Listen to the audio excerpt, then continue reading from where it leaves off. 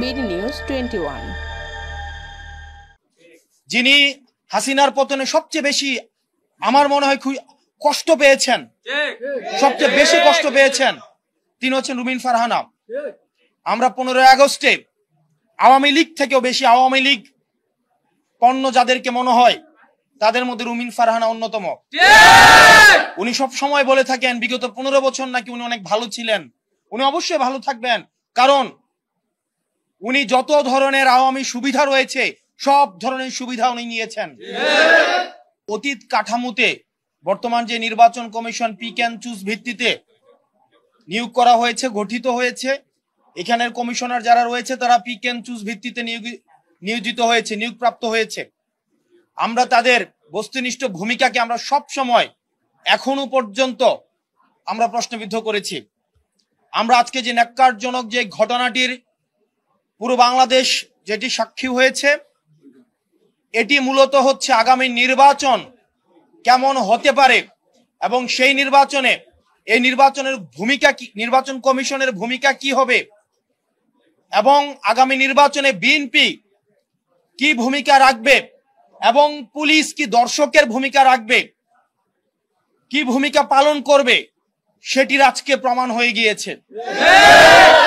আপনারা দেখেছেন কিভাবে বিএনপির একজন নেত্রী বলছেন আমরা চাইলে এখানে গুন্ডা নিয়ে আসতে পারতাম, অর্থাৎ গুন্ডার পৃষ্ঠপোষকতা ওনারা দিয়ে আসছেন। আমরা দেখছি নির্বাচন কমিশনের বাইরে লাঠি সুটা নিয়ে মহড়া দিচ্ছে। নির্বাচন কমিশন, প্রধান নির্বাচন কমিশনের অফিসের যদি এই অবস্থা হয়, সারা বাংলাদেশে এই বিএনপির যারা রয়েছে এই গুন্ডাদের পৃষ্ঠপোষকতা দিচ্ছে, তারা কিভাবে ভোট কেন্দ্র দখল করবে সেটির আজকে হচ্ছে টেস্ট ম্যাচ হয়ে গিয়েছে। এবং এইসব নেতাকর্মী বাংলাদেশে কিভাবে, হাসিনার সময় আমরা বলতে শুনেছি, হাসিনা বলতো 20টা হুন্ডা 10টা গুন্ডা, নির্বাচন ঠান্ডা। আর আজকে রুমিন ফারহানা, যিনি হাসিনার কাছে ফ্ল্যাটের জন্য আবেদন করেছেন, যিনি হাসিনার পতনে সবচেয়ে বেশি আমার মনে হয় কষ্ট পেয়েছেন, সবচেয়ে বেশি কষ্ট পেয়েছেন, তিনি হচ্ছেন রুমিন ফারহানা। আমরা 15 আগস্টে আওয়ামী লীগ থেকেও বেশি আওয়ামী লীগ পণ্য যাদেরকে মনে হয় তাদের মধ্যে রুমিন ফারহানা অন্যতম। উনি সব সময় বলে থাকেন বিগত 15 বছর নাকি উনি অনেক ভালো ছিলেন। উনি অবশ্যই ভালো থাকবেন, কারণ উনি যত ধরনের আওয়ামী সুবিধা রয়েছে সব ধরনের সুবিধা উনি নিয়েছেন। আজকের নির্বাচন কমিশনের যে ভূমিকা রেখেছেন, আমরা সেই ভূমিকাকে আমরা সবসময় প্রশ্নবিদ্ধ আমরা করে এসেছি। আমরা পুলিশকে দেখেছি এখানে নীরব দর্শকের ভূমিকা পালন করেছে। আমরা দেখলাম পুলিশ আমাদের নেতা কর্মীদেরকে আমাদের কিভাবে নির্বাচন কমিশনে ঢুকতে বাধা দিয়েছে, অন্যদিকে বিএনপির নেতা কর্মীদেরকে কিভাবে ফ্রি এক্সিট দিয়েছে। এবং এই নির্বাচন কমিশন কতিপয় পার্টির এটা পার্টি অফিস হয়ে গিয়েছে। আমরা বলে এসেছি, বারবার করে বলে এসেছি, আমরা একটি গ্রহণযোগ্য অবাধ নিরপেক্ষ নির্বাচনের দিকে আমরা যেতে চাই। বাংলাদেশের মানুষ গণতান্ত্রিক উত্তরণের জন্য অপেক্ষা করছে, কিন্তু বাংলাদেশের মানুষ আবার গুন্ডাতন্ত্রের দিকে যেতে চায় না। বাংলাদেশের মানুষ আবার 1-11 মঞ্চস্থের জন্য অপেক্ষা করছে না।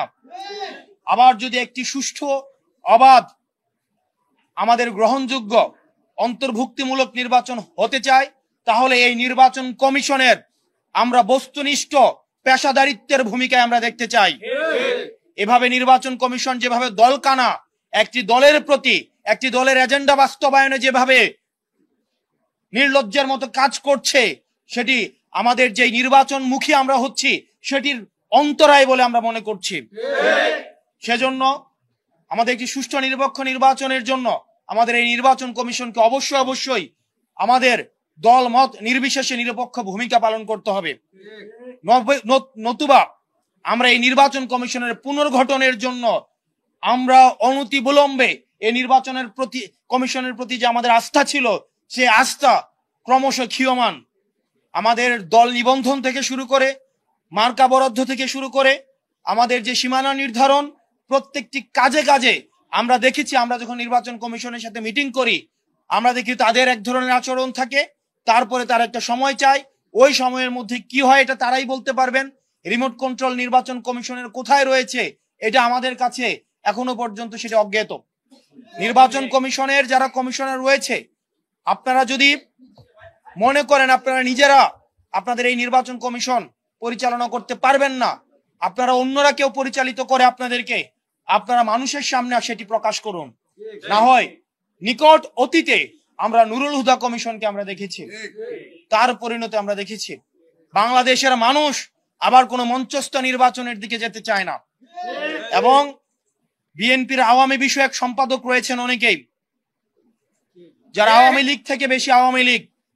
বিএনপির আওয়ামী লীগ বিষয়ক সম্পাদক যারা রয়েছেন তাদের মধ্যে অন্যতম রুমিন ফারহানা, আওয়ামী লীগের সুবিধাভোগী, আওয়ামী লীগের ফ্ল্যাট ভোগী, এবং যারা গুন্ডা দিয়ে নির্বাচন কমিশনকে ঠান্ডা করে দিতে চায়, যারা একটা প্রেসক্রিপটিভ ইলেকশনের দিকে আবার যেতে চায়।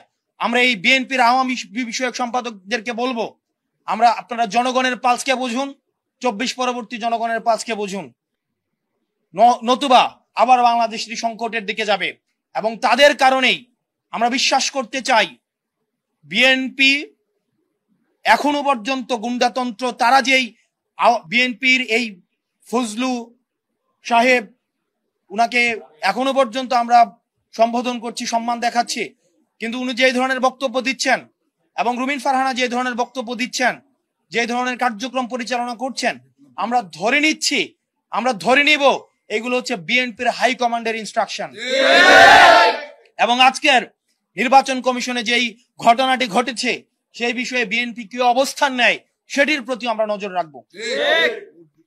এবং পুলিশ ভাইরা যারা রয়েছেন, আমরা আপনাদের প্রতি আবেদন জানাবো, আপনারা দয়া করে ক্ষমতামুখী হওয়ার কোনো প্রয়োজন নাই। আপনারা দেখেছেন নির্বাচনের আগের রাতে যে ওসিরা, যে এসপিরা, যে পুলিশটা টাকা খেয়ে নির্বাচন করে দিয়েছে, আমির নির্বাচন করে দিয়েছে, তাদের আজকে পরিণতি কি হয়েছে। আপনারা জনগণের পক্ষে থাকেন, জনগণ আপনাদেরকে বাঁচাবে, কোন রাজনৈতিক দল আপনাদেরকে শেল্টার দিতে পারবে না। যদি জনগণ আপনাদের পাশে থাকে তাহলে এই হুন্ডা গুন্ডার রাজনীতি বাংলাদেশে আর পুনর্স্থাপিত হবে না। আমরা এই গুন্ডার রাজনীতি আমরা ভারতে পাঠিয়ে দিয়েছি। এখন এই রুমিন ফারহানারা যদি সেটি আবার বাংলাদেশে রিহ্যাবিলিটেট করতে চায়, তাহলে হাসিনার প্রতি তাদের যে আন্তরিকতা, তাহলে হাসিনা যেখানে আছে তাদেরকেও সেখানে চলে যেতে হবে। প্রিয় সাংবাদিক ভাইয়েরা, আমরা এই নির্বাচন কমিশনের বস্তুনিষ্ঠ আচরণ দেখতে চাই। না হয় এই নির্বাচন কমিশন পুনর্গঠনের জন্য এই নির্বাচন কমিশনের আমাদের যে পিক অ্যান্ড চুজ পদ্ধতিতে নির্বাচন কমিশন গঠিত হয়েছে, এই নির্বাচন কমিশনে বিভিন্ন পক্ষের লোক রয়েছে। একজন হচ্ছে বিএনপি পন্থী, কেউ হচ্ছে অন্যপন্থী, কেউ হচ্ছে ডানপন্থী, কেউ বামপন্থী। এই যে পন্থী, আমরা চেয়েছিলাম বাংলাদেশ পন্থী নির্বাচন কমিশন। আমরা এই নির্বাচন কমিশনের যে ধরনের অ্যানোমালিজ রয়েছে আমরা খুব শীঘ্রই আপনাদের সামনে উপস্থাপন করব। এবং বাংলাদেশের এনসিপির নেতাকর্মী, আপনারা প্রত্যন্ত এলাকায়, আপনারা প্রান্তিক জনপদে যারা রয়েছেন, সারা দেশের এনসিপির নেতাকর্মীদের প্রতি বিএনপির যে বিমাতা সুলভ আচরণ, সেটির আজকে একটি সিগন্যাল আপনারা পেয়ে গেলেন। আপনাদেরকে সুগঠিত হতে হবে এবং বিএনপির এই যে আগ্রাসী যে মনোভাব রয়েছে, গুন্ডাতন্ত্রের যে মনোভাব রয়েছে, গুন্ডাদের তুষণ এবং পোষণের যে মনোভাব রয়েছে, সেটি থেকে যদি সংস্কার না করে তাহলে তাদের গণপ্রতিরোধের মুখোমুখি হতে হবে। আমরা আনুষ্ঠানিকভাবে নির্বাচন কমিশনে আমরা অভিযোগ দিয়ে যাব এবং আমরা পর্যবেক্ষণ করব নির্বাচন কমিশন এই বিষয়ে কি যথাযথ ব্যবস্থা নেয়। আপনারা ভালো থাকবেন। আপনারা যারা এই নির্বাচন কমিশনে যেসব সাংবাদিক রয়েছেন, আপনাদের কৃতজ্ঞতা জানাচ্ছি, ধন্যবাদ জানাচ্ছি। এবং আমরা আপনাদের পেশাদারিত্ব এবং আপনারা যেই পেশাদারিত্বের পরিচয় দিচ্ছেন সেটির প্রতি আমরা কৃতজ্ঞতা জানাচ্ছি। কিন্তু আমরা সেটিও বিশ্বাস করি, আমরা সেটি জানি যে আপনাদের উপরে বিভিন্ন ধরনের প্রেশার দেওয়া হয়, বিভিন্ন হাউজের প্রেশার দেওয়া হয়।